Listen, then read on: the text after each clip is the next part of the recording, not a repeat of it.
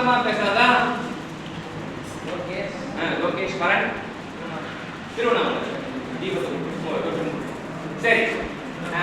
இப்போ என்ன அப்படின்னா அடியாபேட்டிக் ப்ராசஸ் இருக்கு. இப்போ லோகிக்கு வந்து அடியாபேட்டிக் ப்ராசஸ். அடியாபேட்டிக் ப்ராசஸ்னா என்ன நம்ம கேட்கணும். என்ன சொல்லுவீங்க? சாமி சத்தியமா தெரியாது சாமி சொல்லுவீங்க. No yield transfer. அடியாபேட்டிக் ப்ராசஸ்னா என்ன அர்த்தம்? அப்ப இதுக்கு முன்னாடியே வந்து பாலச்சந்திரனால பாலச்சந்திரத்தப்ப ஐசென்ட்ரோபிக் ப்ராசஸ் சொன்னீங்களே, அதுவும் நோ ஈல்ட் ட்ரான்ஸ்ஃபர். அடியாபேட்டிக் ப்ராசஸும் நோ ஈல்ட் ட்ரான்ஸ்ஃபர், ஐசென்ட்ரோபிக் ப்ராசஸும் no yield transfer.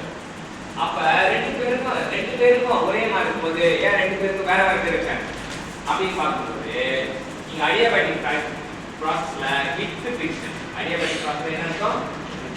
with friction. இங்க வந்து without friction. So without friction என்ன அர்த்தம்னா it is a reversible process. It is a without எங்க friction இல்லையா அது என்ன சொல்லுவோம்? reversible process. எங்க friction இல்லையா அது வந்து reversible process. இப்போ நம்ம என்னன்னா we are going to see about the difference between adiabatic process and isentropic process. சொல்லுங்க உங்க பாணியில் சொல்லுங்க.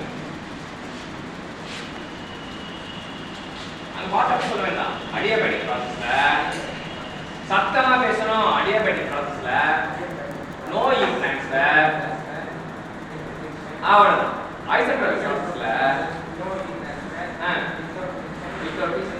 It is a reversible process. So இது வர ரிவர்சிபிள். அதனால இதுக்கு இன்னொரு பேர் இருக்கு. ஐசென்ட்ரோபிக் ப்ராசஸ்க்கு பாஷா பாய்க்கான இன்னொரு பேர் இருக்கு. It is called as reversible adiabatic process. reversible adiabatic process என்னது? Isentropic process. சரியா? இன்னைக்கு லோகேஷ் மூலமா அடியாபேட்டிக் ப்ராசஸ்க்கும் ஐசென்ட்ரோபிக் ப்ராசஸ் டிஃபரன்ஸ் தெரிஞ்சுக்கலாம். கத்து கொடுத்த லோகேஷ்